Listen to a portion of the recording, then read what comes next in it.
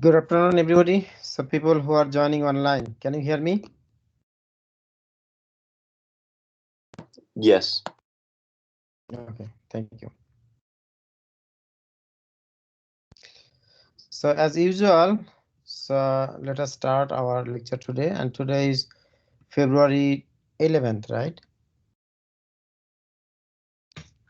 And so according to our schedule, we are on the 5th week, and we are discussing repetition structure. Okay, but there is a reminder that so your test 1 will be on February 18th, right? So a week from now. Okay, so on the test day there is no class, there is no lecture, but you will take your test from your home, or you can come to KSU library or any quiet place, and you need to have a webcam and good internet connection. Okay, so and as I mentioned that in order before you take the test, so your test will be in D2L, right? So you know that D2L, you log into D2L, and if you go to your course and in the quizzes section you will see your test. So your test will start 30 minutes before our lecture time, that's 3, and it will end 30 minutes after our lecture time. So it will be here. Okay, so actually the test on this is on here. Okay, so it will be available on February 18 at 3 p.m. So you must start your test before it expires. It closes at 5:15. Sorry, 5:15. But you can anytime you can start before 5:15, but you can end it after 5:15. No problem. But I like you to start it as soon as possible. Okay. And before you take the test, you need to complete this respondents setup quiz. It will help you, it will guide you to download the respondents lockdown browser, the app, and you will install it. So in case you get an issue, then you need to contact it, KSU UITS IT help desk. Okay. So has anyone any question or concern about the test?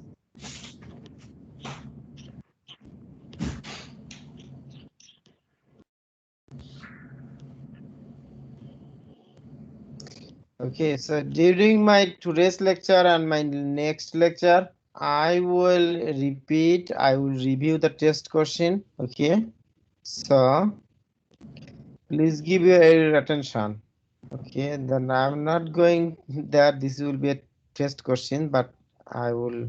So if you give attention, then you may understand that I'm reviewing that. Okay, so please give attention. Okay, so in our last lecture so far, what we have done, we have completed module 4 part 1 repetition statement, right? Repetition. So what we discussed in our last lecture, we went through loop control statement. We discussed in our previous lecture, we discussed while loop, then do while, and in our last lecture we discussed for loop, and we discussed infinite loop, nested loop, and we discussed break and continue statement.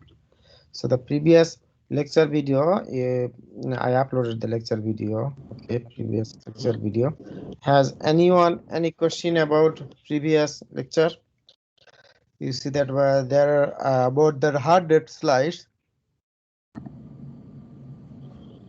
Okay, so I like you to go through the slides and read the book, and go through the slides and watch my recorded lecture video. But for more information, you should read book. And I gave you some programs to practice, like one of this program. This is one of this program. Then I asked you to practice at home, and there are few uh, problems. For instance, this one I asked you to practice. Okay, and then I asked you to practice another program that we discussed using do while, how to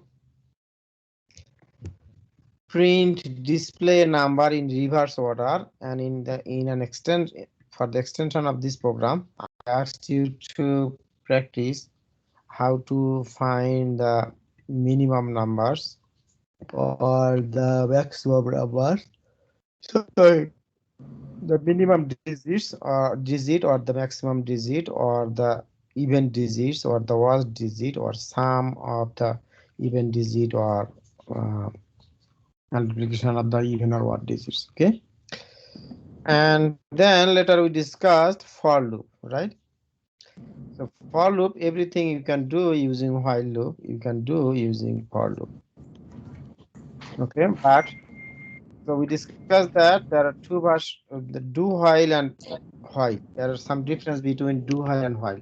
So do while it the body first. After that, after execution, it checks the condition. If the condition is true, then it repeats the body. Okay, and this semicolon, give attention for the semicolon. This semicolon is required. Okay, and on the other hand, for while loop checks the condition first. If the condition is true, then programs while loop body. Okay, if the condition is not true, then the while loop is not executed. Okay, this is the basic difference between while and do while loop. Okay, and then we discussed that anything you can do using for loop, while loop you can do with for loop and vice versa. And in our last lecture we discussed that for loop it has mainly three several parts. This part is the declaration of the variable and or initialization of the variable. It is executed only one time, and this is condition over here, and this is the increment over here or decrement, and the statement block is here. So this initialization part, it is done in while loop before the while loop, and in for loop you can do it in before the for loop also. Okay, and the condition is check over here. So condition is check over here in the for loop second element, actually the semicolon over here, and then increment or decrement. In the while loop we do increment or decrement within the body. Just for loop and while loop are two alternative versions. Okay,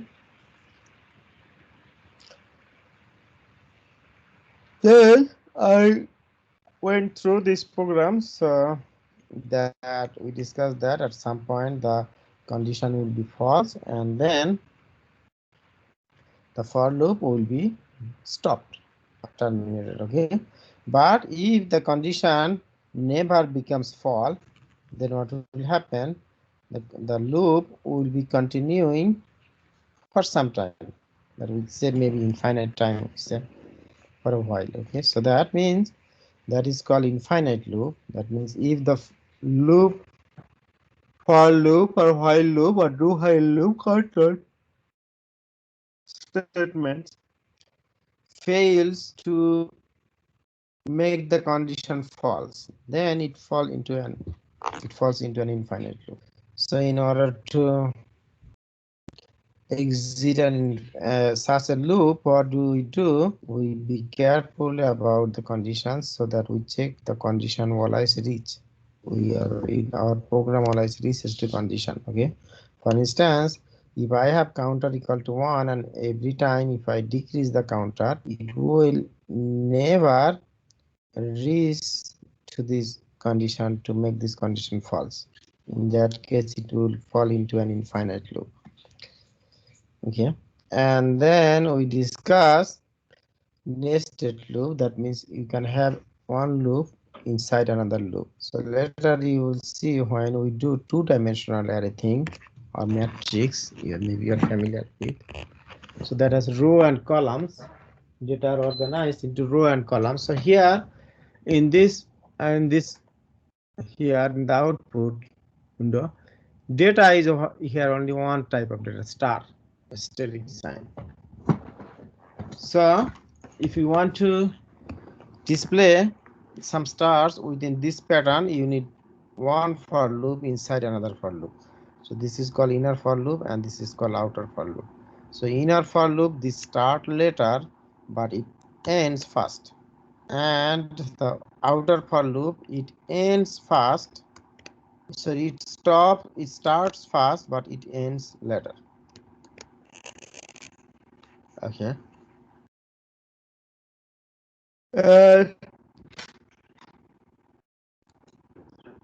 This is a course snippet, and I asked you to practice and make some changes in this your program code so that you can display this in different order, different type of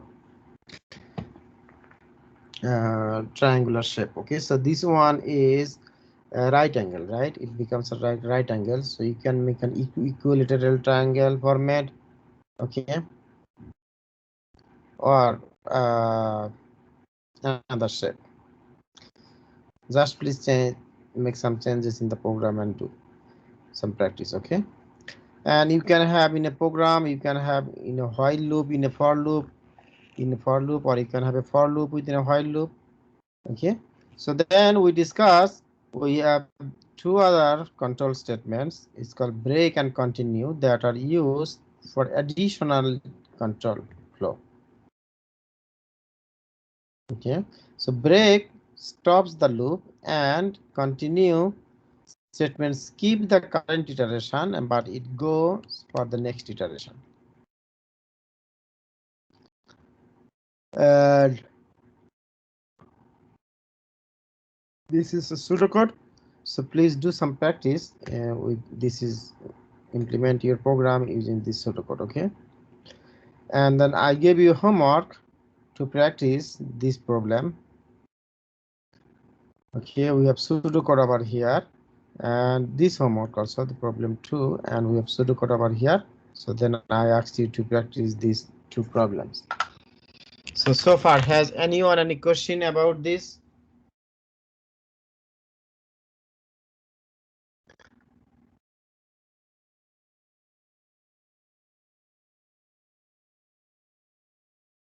Okay, that's good. So if you do not have any question, then good. So in your test, you will get some test questions from not repetition. Okay, so the test a few weeks ago I sent out the study guide. Okay, the test will be from module 1, 2, 3.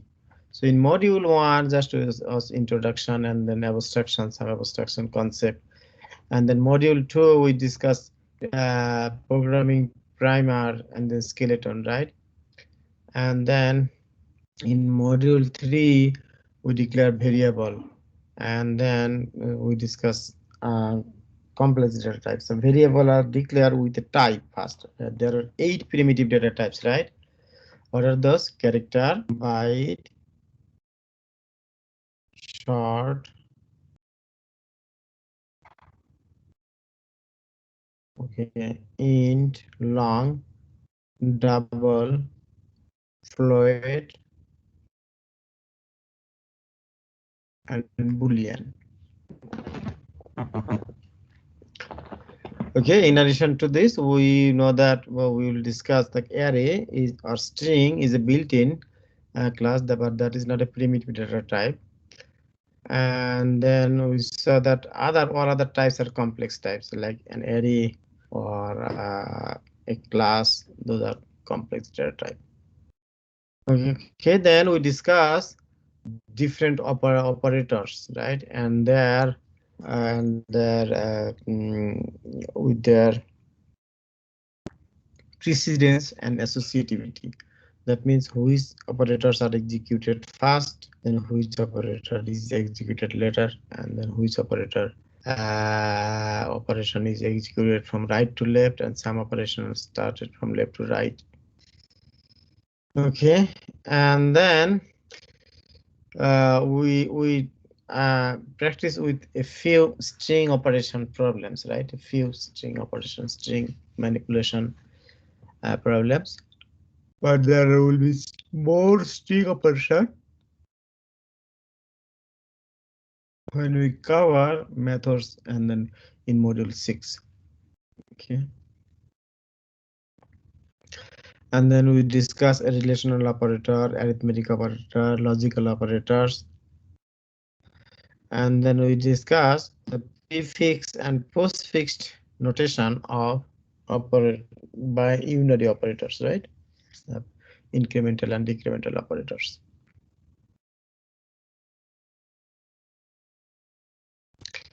And I asked you to practice a few programs. And then we discuss if, else, if, switch, case, right? So this selection statement.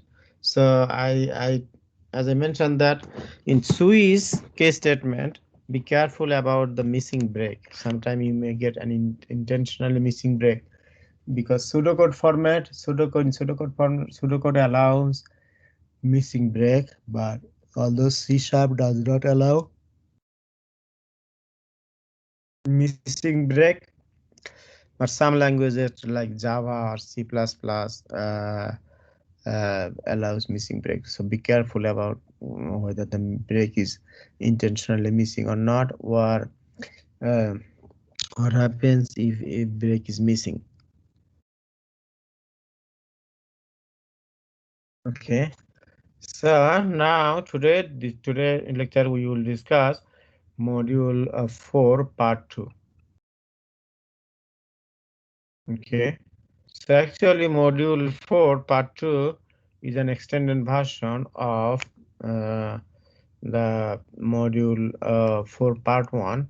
Here we will use, you see that we will use array.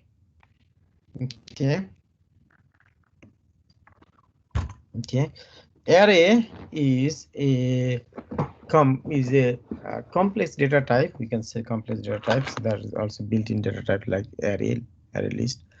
So in an array is the concept of array comes from the concept of list. In some languages it is called list, like in Python. Okay, the term list is a kind of set. Okay, so I think everybody is familiar with set, right? So everybody who took math or even in high school or middle school, everybody is familiar with a set, right? So it's a set is a kind of similar object or similar type of things. We call set of pencils, set of tables, set of chairs, set of furnitures. Okay, set of clothes, many things, set of numbers. Okay, so the concept of list came from the concept of set. So as is anyone here can say, tell me the difference between a list and a set. A list also it contains some similar things, similar items. Okay, but anyone guess what is the difference between a list and a set?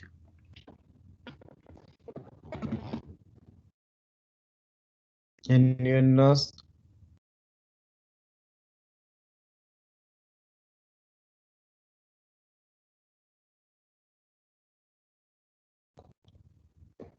Okay, let me tell you.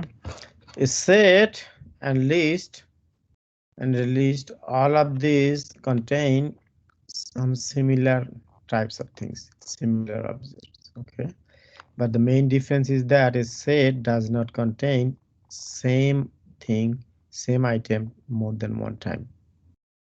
Okay, but a list may contain a item and an item more than one time, or some items more than one time. That is, a list allows to have duplicate elements, but a set does not allow to have duplicate elements. Okay, so the languages we are discussing in this course, C++, Java, and C#, these have the concept of array. So array, what is an array? An array is a list of some items. Okay, so since list, that means it holds some similar items, that are homogeneous items. Okay, like, so in most of the programming languages, we use a list or an array is declared with a pair of square brackets. Okay, by looking this square bracket, you remember that this is an array. Okay, so there are some properties or special features of array. So first of all, array has linear data structure. That means all of the elements in an array. Give me a second, please. Let me get my device. All of the elements in an array, they stay together one after another. Okay, so for instance,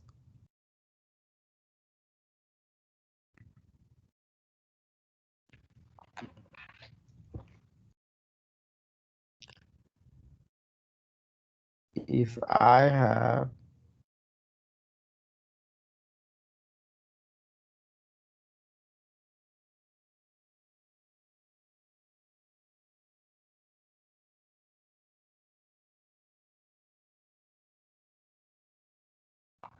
okay, so if I have an array of numbers, for instance, we can say A, and this is the symbol of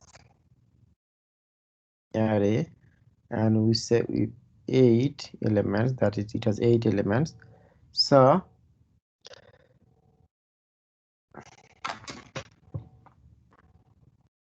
all of the elements in this array will stay together. These are same kind of elements.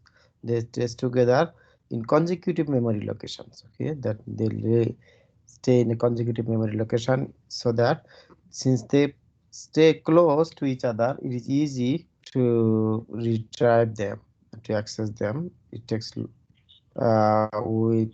less time.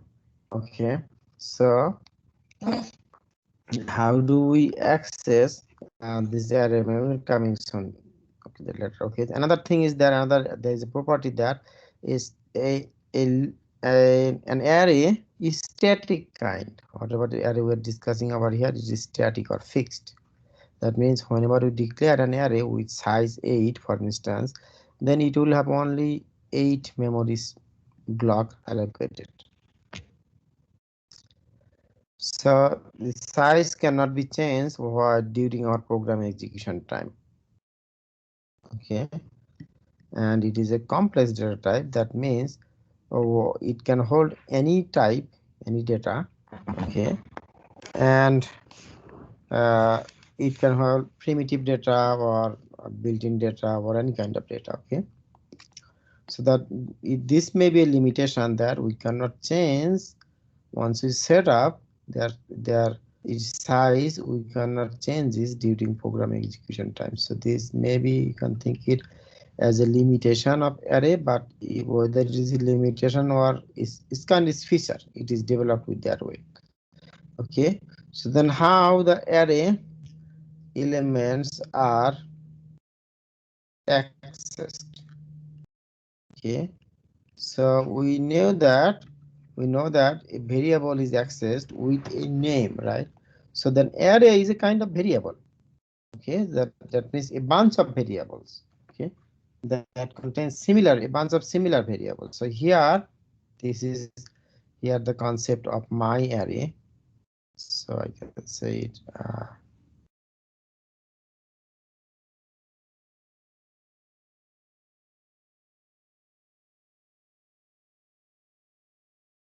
So if I say my array,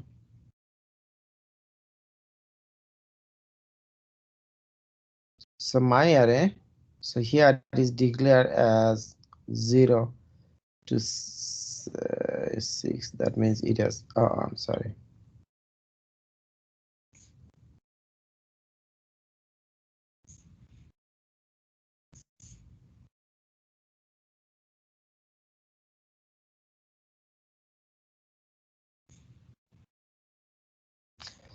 So here it is declared with 7, size 7. That means there are 7 slots.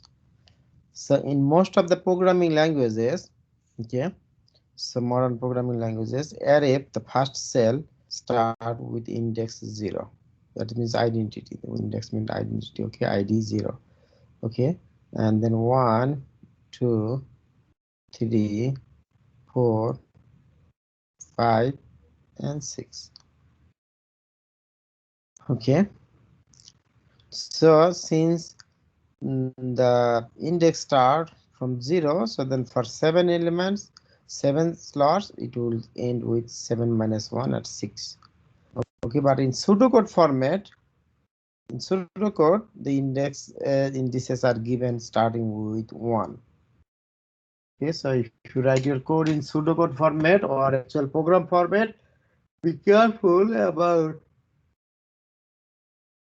the index, because in pseudocode format, indices start at 1.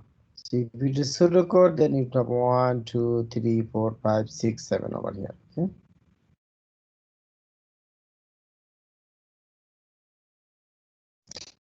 So here, what is the name of the array? Is my array. Name is my array. Okay, and these are the indices. Okay. So by saying my array,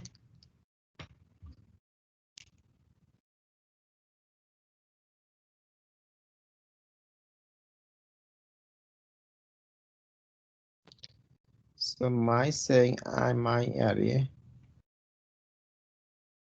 0, we mean 0 is the index. We mean the value that lies at this position. Okay, my array. By saying my array 5, we mean that the value whatever in this slot here, and 5 is the index. Okay, and 0 is the index over here. And say similarly in this array, the last element is here. Last element will be here, and it is accessed by saying my array 7 minus 1. That means my array, you can say 7 minus 1. Actually, you cannot write this way, but you can write 7 minus 1 equal to another 6, right?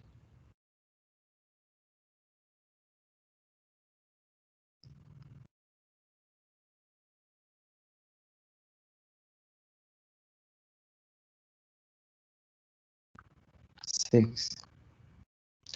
So then what if you assign some values, like if you say my array 0 equal to 5, then this 5 will go over here.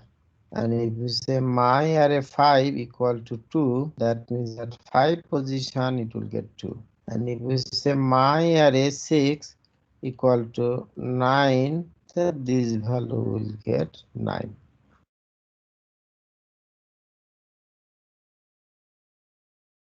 Okay. So array elements are retrieved or checked out by two things: using the array name followed by the index put within a square bracket. Okay. So how do we know that this is an array? By looking everywhere whenever you see the square bracket, a pair of square bracket, then that will be an array. Okay, we will call that an array.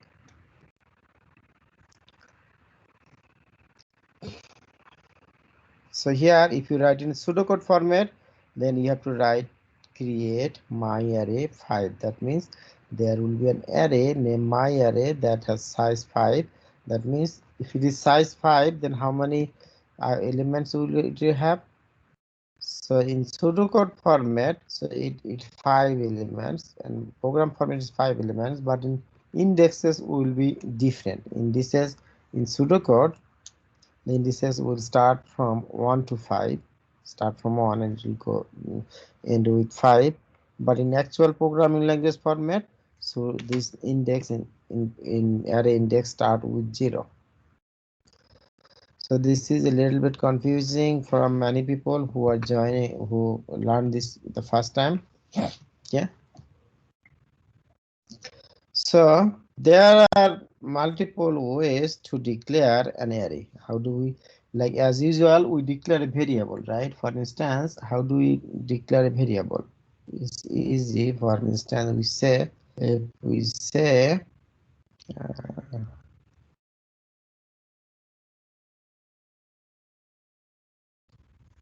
if we say int,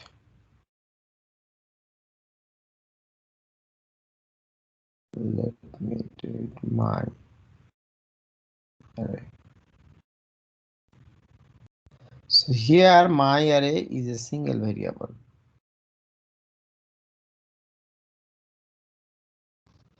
My array is a single variable, okay? But here, if you see, whenever I see int, then square bracket my array equal to new int within square bracket, you put the 5, that means there will be 5 elements for this array. So this is one kind of declaration, but it can be declared like another way. For instance, if you, so here you are just declaring, okay? So but if you declare and initialize all together, then you can write in this format. For instance, in my array, then you don't need to type in new, and then you don't need to put in type in int and within square bracket 5, that means the highest element, okay?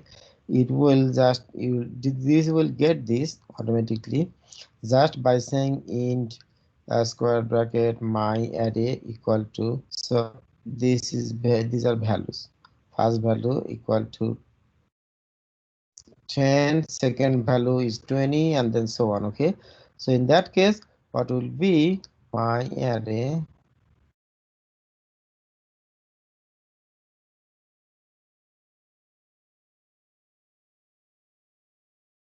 0 will be 10.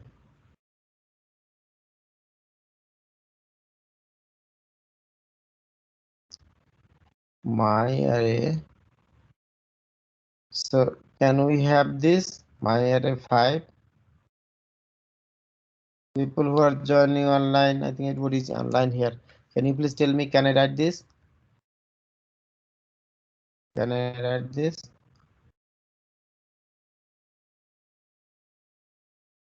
No, I cannot do it because the array with size 5 cannot have the element with index 5. So the maximum element index it can have 4. Okay, you can say 4 equal to here 50.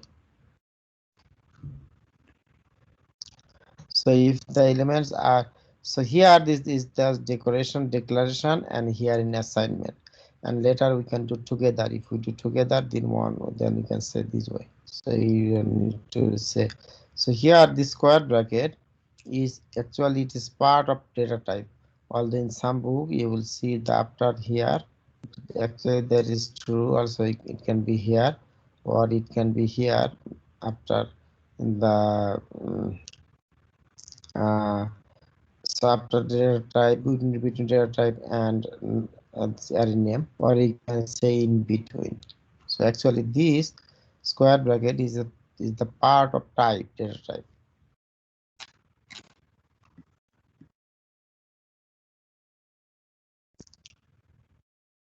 Okay, so there are some built-in built-in attributes or like concept that, for instance, one of this is called size, that is used to find the size of an array. That means how many cells my array has. So for instance, if I declare size equal to 5 and then if I say int my array, so then it will cell, it will put 5 cells, okay, 5 consecutive cells, and all cells will be by default initially empty.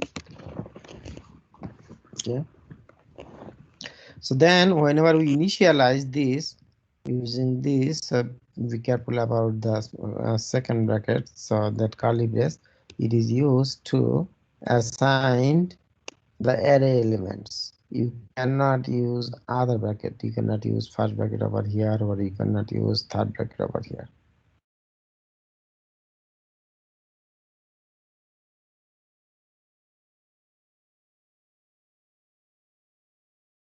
Okay, so here this will make an empty array, but there here the space will be filled out by this number.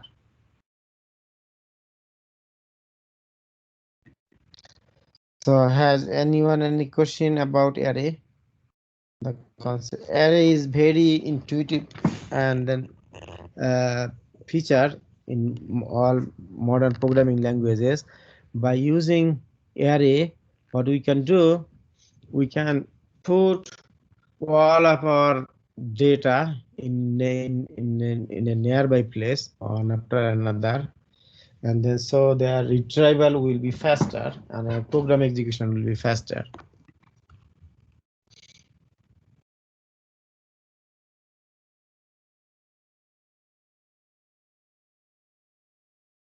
Okay, so initializing in a single cell, so you will get some test question in your next test. Okay, not in this test. Maybe you may have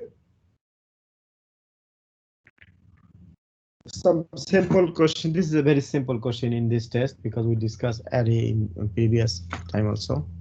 So here in pseudocode format, okay, so it's a create my array 50, that's 50 is the size, okay, and then whenever you say my array 3, so you can give equal sign over here, equal 12. That means the value 12 will go in the third index. So if you write in pseudocode format, so this is in actually, so in modern pseudocode, modern version of pseudocode, they change the concept, they use with index 0. But still there's in some books you may find the older version of the first version of the pseudocode format that start with index 1. Okay, so if the index start with 1, then it has 15th index. 15th index is 50 if the index start with 1. But if the index starts with 0, like, so then last index will be 49 in order to make an array of 50 size. Okay, so that means this, okay,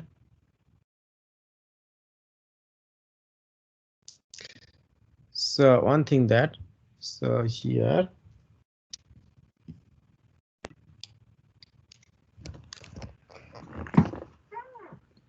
so two things, okay, we need to understand from here. One is that in order to access an array, you need to two things. You need array name followed by its index within square bracket. But by using calling by its name, you cannot access it because this is not a single variable. Okay, this is a bunch of variables, a kind of a number of similar variables. Okay, so this is the some common mistake that many new students they do. Okay, so in order to access any element from here, for instance, for this problem, so what do we need to do? We need to use my array 3. So my array 3 will be which element? This is my array.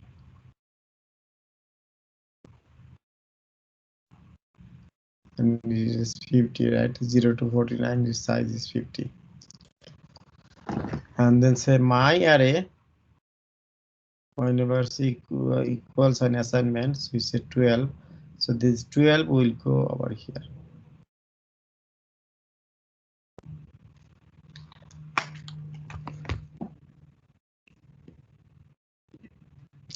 So since the array elements stay together one after another, so by increasing the index value, we can go from one element to another element, one element to another element, next element, okay? And at some point, whenever, for the extreme case, whenever the array reaches to its highest index, then it will be quit automatically, it will be stopped automatically. But you cannot exceed the highest index, or you cannot go beyond the first index, okay? So here, whenever we read aloud, then we say the first index, the first element that stay with index 0, second element with index 1, third element with index 2, and fourth element with index 4. So in that case, which element we are accessing? We are accessing here the index 3, that means fourth element. Okay. So usually we start first, second, third like that. We do not start 0, first, second. So if we start from first, so then in order to access fourth element, so you need to put 3 index over here, right? So then it will access the fourth element. It will access the fourth element.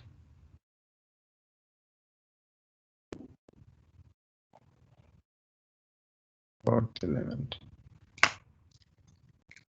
So now, since the array elements stay together, it will be nice to use either a for loop or a while loop. Most widely, for loop is used to access array elements.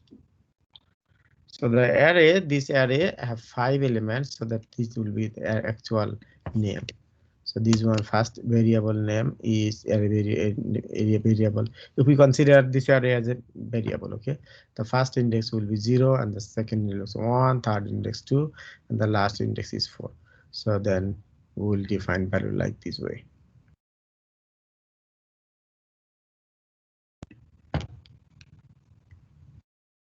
Okay, since there are multiple indexes over here, so then it will be easy to use a for loop to print all elements one after another, or we can use individual print statement without for loop to display individual elements. So on the second number is I start with index 1. Okay, this is okay, like the normal traditional variable array elements. Array variable contains the latest elements. Okay, so if you change or update something, so then the last one will be used, whatever you put the last value. So if we say array my array 3 equal to 42, and then if you print my array 3, then it will print, okay, 42, right? And but which element it will be printing? Is this the third element or fourth element? Okay, it will be accessing the fourth element with index 3. Okay, so has anyone any questions so far? Hello? I'm not sure that you can hear me. I think I asked you to keep like talking with me so that I understand that you are here. I see that. Okay, I think I see that there are 38 people at least in live lecture. So please, if you don't understand, then please stop me, or if you even understand, please say something yes, no, something, okay, so that I understand that you are here. Okay, I should have some points actually, although we don't have to have active engagement. Okay, so now traversing an array, instead of traversing one element one time individually, so then we can use either a for loop, easily a for loop, to traverse all the elements shortcut in a shortcut format. The for loop, this for loop will continue from 1 to 0 to 4. That means 5. How many times? 5 times. Yeah. And then it will do my array I, it will put equal to 42. Can anyone please tell me what will be the effect or output at this point? What will be the value at this point in the array, in the my array? What will be the output? What will be the value in my array? So for instance, my array, if my array is like, we have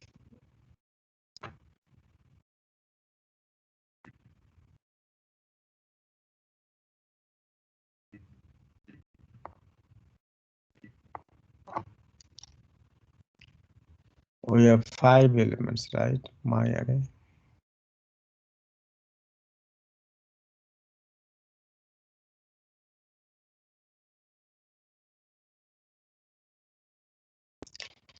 So 0, 1, 2, 3, 4. That means 0 to 4 equal to 5 elements. Okay. So in that case, what will be the output for this? What will be the effect in the array value? What will be the my array values? Anyone can tell me? So what I'm doing over here, see that code over in. I'm doing over here, so for I equal to 0 to 4, I'm putting my array I equal to 42. And what will be effect in this array? So initially the array was empty, right? It had on 5 slots, but 5 slots all are empty, no value. It may have some garbage value. Okay, then when we put for all elements, and my array I equal to 42. That means for all element it will be filled up with 42. 42 will put here, 42 will put here, 42 will put here, 42 will put here, 42 will be 42. 42 will be put here. Because we are initializing all elements by 42. And similarly, this is initialization. Okay, and then if you want to retrieve it, how can you retrieve it? Like normal variable.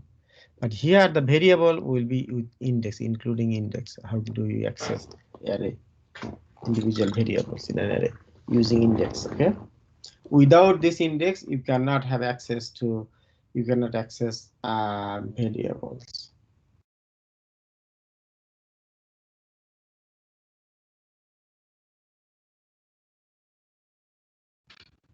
Okay, so has anyone any questions so far?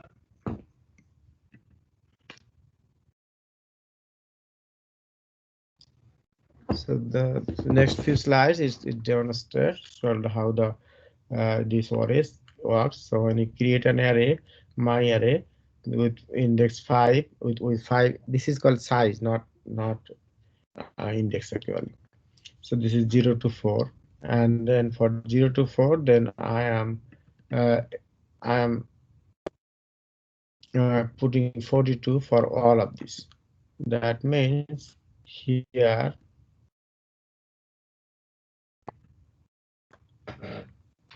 you will have, so initially this is the effect of this statement. This is the effect of this statement. So for the, while it executes this statement, then all elements, okay, I'm sorry, all elements will be put 0 by this individual element value, okay, because I have not set up any value yet. And then later when I execute this statement, so then what will happen? 0 will be replaced for I equal to 0. 0 will be for my array I. For my array I, that means my array 0. What is my array 0? This one, right? So we say my array 0 will be 42, right? So that means 42 will be here. And at this point, still since I equal to 0, it will access only the first element, but other elements still will be 0. Then, so then 42 will be here. You see 0 will be replaced by 42, and then I will be increased. At this point, I equal to 1. Some point. Okay.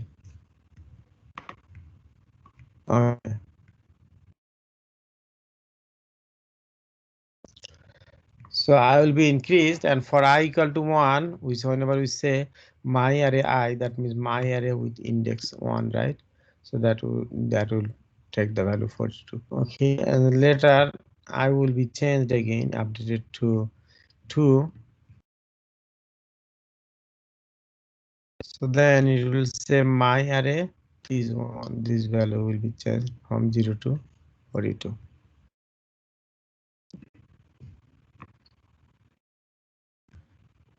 And so on, it will be going until the last element, my array with index 4.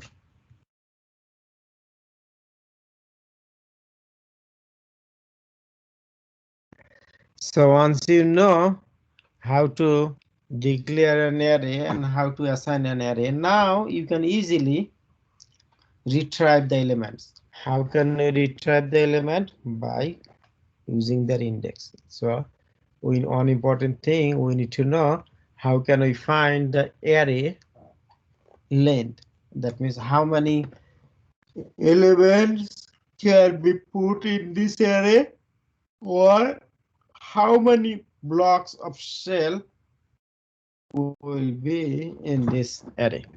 For instance, let me go back here.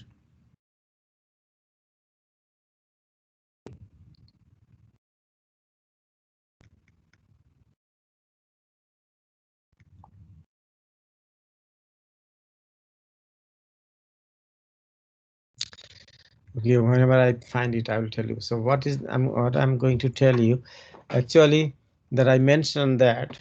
Okay, so whenever we declare an array, right, it takes some whenever we declare an array, right, so it takes some memory space, like memory slot. We set that slot, okay. So we did not mention how many, the size of this slot. So it depends on the data type. So if your data type is integer, then for integer type, right, type, and then it will take 4 bytes. So each cell will take 4 bytes, and then this cell will take 4 bytes. So there are 4 bytes over here, 4 bytes. Okay, that means okay, and so then total will be 4 times 5. That means 20 bytes. 20 bytes total memory space will be used. Okay, so it depends on the data type. So some data types, so whenever you discuss data types, that we learn that some data type takes 4 consecutive memory locations. Some data type takes 8, like long and double takes 8, take 8, right? And then integer and float takes 4. Character take 2. Byte type takes 1. Short type takes 2 bytes. Okay, and character type takes 2 bytes. Okay. So in most of the programming languages, like for instance, there is a method, it's called length. In Java, there is a called method length in Java that is used to find the length of an array. So whenever we will use for loop, okay. So for instance, so we can say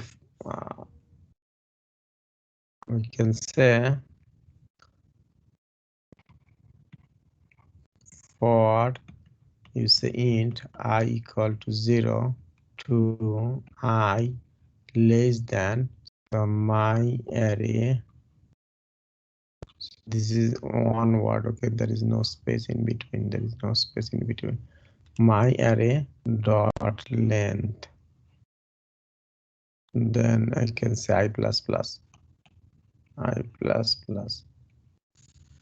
Okay, so this is the body. So length, it gives you that what is the capacity of this array. So here we discuss that is disturbing.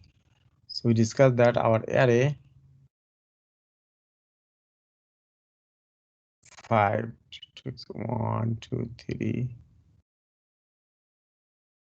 1 2 3 4 5 0 to 4 equal to 5, right? So here, since we can, so 5 total length is 5, right? So we can say 0 to less than 5. Okay, that means it will reach to the last index, but not, it will not exceed. So that is a common problem that sometime if we use sometime over here 1 for array length, you never can use less or equal sign. Do not put equal sign over here.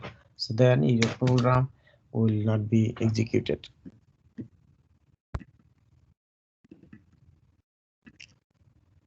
Okay, so this is in pseudocode format, in C# format. C# has the L method, in L is in lowercase. So in L attribute, okay. So in Java, it has L length attribute, but that is lowercase, okay. So L in lowercase, but in C#, L is in uppercase, okay. And in some other languages, there are another method like size, okay, like size method that is used to get the length. Yes, if you go C++, C++ has this attribute size, okay. So be careful about this using here, about here. So here, so if you use less than sign, then you never use, if you use length, for instance this array dot length, then you can never use equal sign. But if you want to use equal sign, then you put length -1 over here. That will.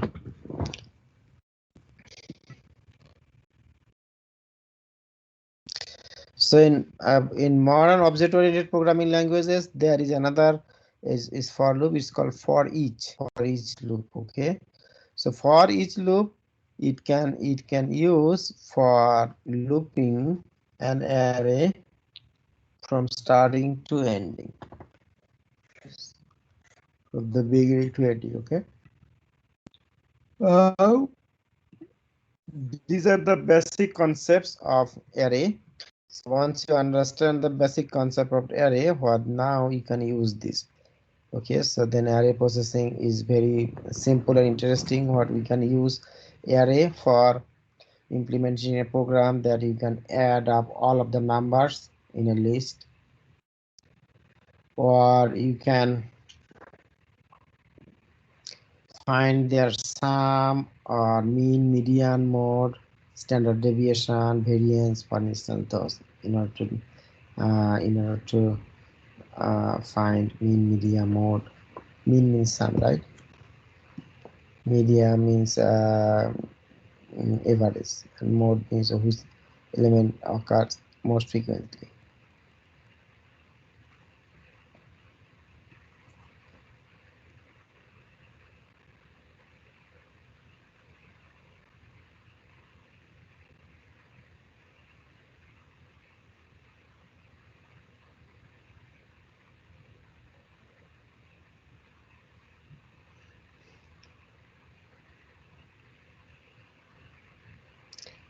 Okay, so if you can do that, so then especially you will see that you will learn in maybe in this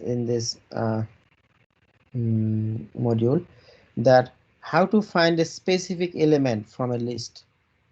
For instance, if you want to find the smallest element or the highest element or even the middle element, okay, so or a specific element, then you can do that. You can use using array is more convenient. For instance, if you want to see which element is the lowest element, okay, so then here visually we see that 82 element, like fourth element with index 3 has value -8, that is the lowest element, but for a huge data we cannot see visually all of them, right? So what we can do, we can use an array to find the maximum or minimum or any element. That is called tracing an array, okay?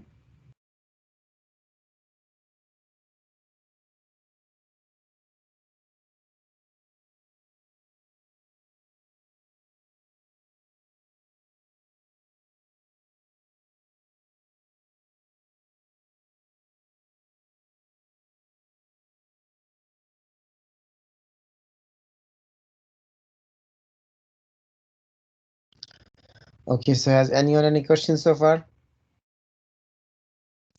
So one thing, for instance, if we want to find the smallest element, okay, so we need to initialize the smallest element by the first element. We will consider that this is the first element is the smallest element. You cannot consider it as a zero. Some people they do mistakes. Some people initialize it by 0 or 9999 any number. So it's easy. Just initialize your smallest element or even your highest element or any element with the first element. Then go through the loop using for loop, and if you see that if the next element is greater than this element, so then this element, then that you will think that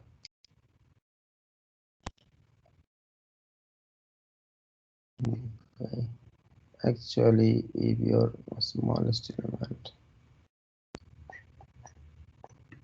actually this can be like this way.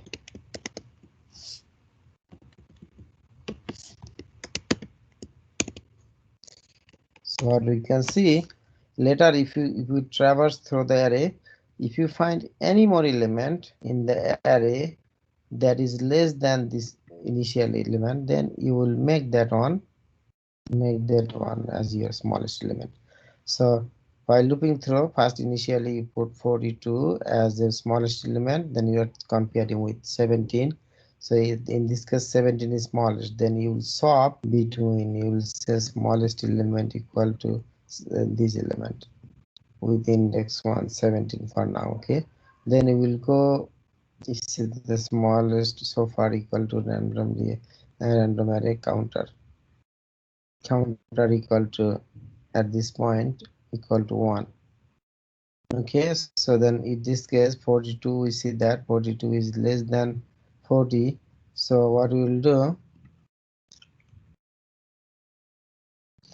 you will say you will change your initialize minimum value, and then you will make 17 as that one smallest value. And so far, then whenever you reach over here, then you will make 8 as your smallest element, and you will go through this way. And at the end, ultimately, you will get the smallest element. So the next few slides, it shows how to trace this program. Okay, so if you please go to slide by slide, you will see that, understand, okay?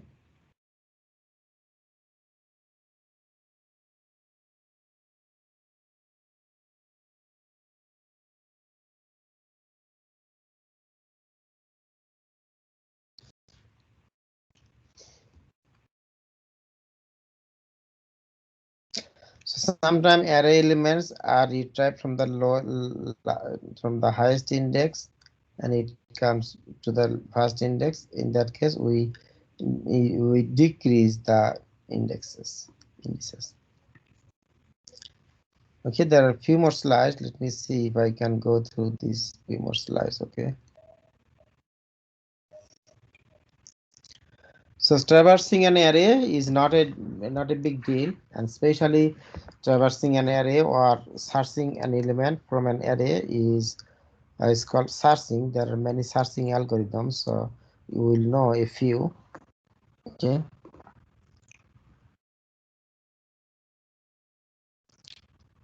So, but searching the smallest or the largest element is an easier way. So this is why there you see that there are many spaces, many slides that they demonstrated the concept. But if you don't understand this, please let me know. Okay, or you can go to our tutors and then or you can go to our GTAs. Okay, but this thing is pretty simple, I think. So the slides they are same thing. They are so like they are changing the index values and see that whatever is the effect. Okay. So there are a few more slides. Okay. Then and these slides are give you these slides are for to give you some problems. For instance, write a program to find the minimum element from a given list or find the maximum elements from the list, or you may be asked to find the average of the list. Okay, that means in the average you can add up all of the numbers, the addition, and then you will divide by the length. Okay, how many elements are there? So if there are 5 elements, then add up all 5 elements and divide by 5, then you will get the minimum. So yeah, the average element. Okay.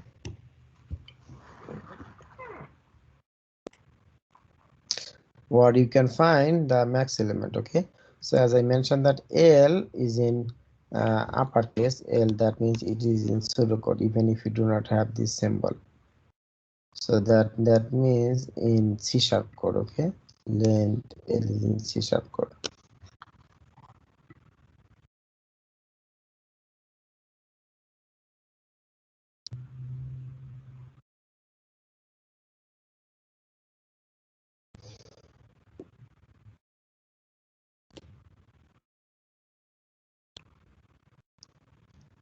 Okay, so that's now for this lecture, this module.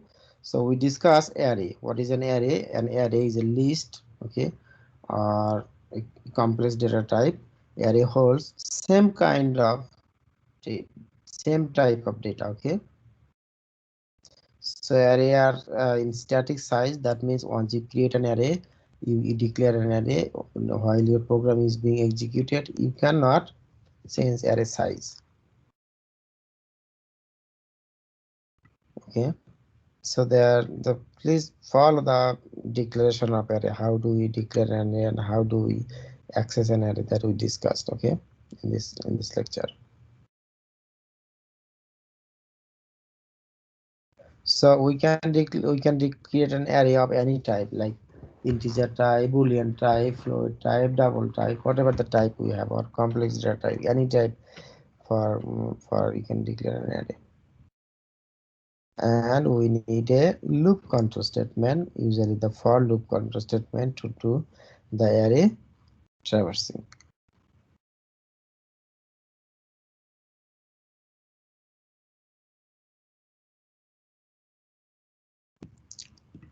Okay, that's all for now. Has anyone any question? I have a few more minutes.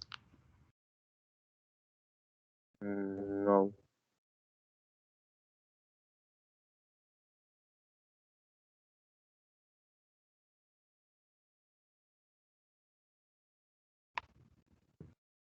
Okay, so in our next lecture, I will review some of the steps for the test. Okay.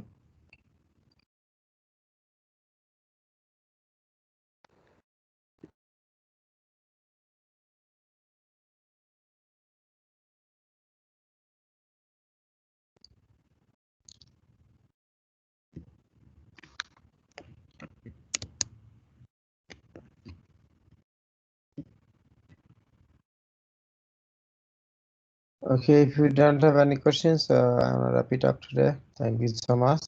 Thank you. And you have a good evening.